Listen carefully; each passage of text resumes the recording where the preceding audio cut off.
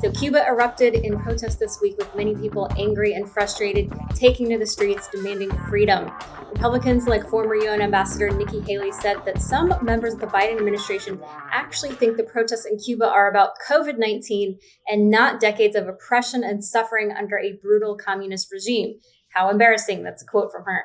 Haley also went on to go after President Biden for rejoining the UN Human Rights Council alongside the Cuban communist dictatorship that oppresses its people. Should the Biden administration do more to help Cuba come out from under communist rule?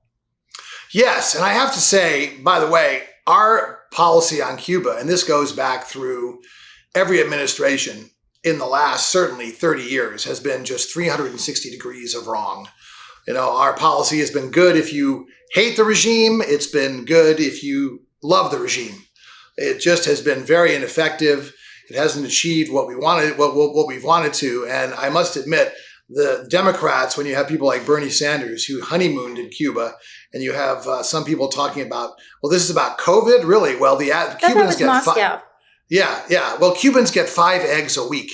This is about food shortages. This is about lack of freedom. This is about the lack of the internet, which is cut off. So I think what we need to do is we need to get food supplies there, make the government forcibly stop those supplies, which will be international embarrassment, and get satellite internet there so people can at least communicate.